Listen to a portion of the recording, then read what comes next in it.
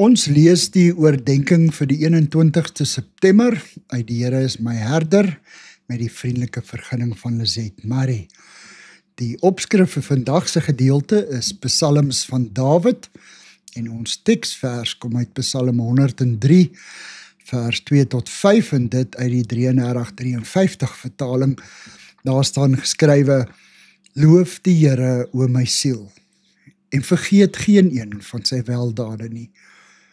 Wat al jou ongeregtigheid vergewe, wat al jou krankhede genees, wat jou lewe verlos van die verderf, wat jou kroon met goedertierenheid en barmhartigheid, wat jou siel versadig met die goeie, sodat jou jeug weer nuut word, soos die van 'n arend. Dawid se psalms is een van die maniere waarmee hy met God kommunikeer. Daarom is dit baie persoonlik. Hy sê presies wat hy dink en hoe hy voel. Hy verwen sy vyande en kla by God oor sy afsydigheid wanneer hy hom skynbaar te vergeefs aanroep.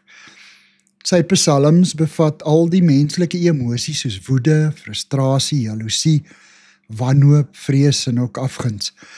Dit weerspieël egter ook gevoelens soos vreugde, opwinding, hoop en vrede.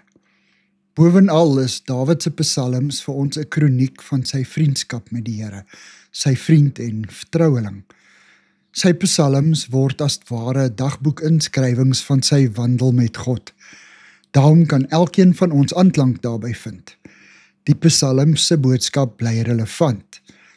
Soos Dawid kan ons ook ons harte onbevange voor God uitstort, sy majesteit en lof besing, hom as koning en opperheer erken, maar ook met hom worstel.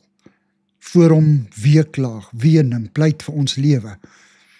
Wanneer ons stom en woordeloos van verdriet voor die Here sit, bied psalms dikwels troos.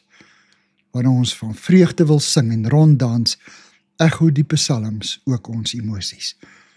Luther noem psalms die Bybel binne in die Bybel. Die boodskap van psalms is dieselfde as die van die res van die Bybel. Aan u liefde is daar geen einde nie. Here, ek wil saam met Dawid psalms sing tot u eer. Amen. Dankie vir die saamkuier. Ek deel Lizette se kontak en webblad besonderhede in die inligtingsparagraaf van hierdie voorlesing. Daar is ook skakels na voorlesings van Lizette se ander publikasies wat op hierdie platform beskikbaar is.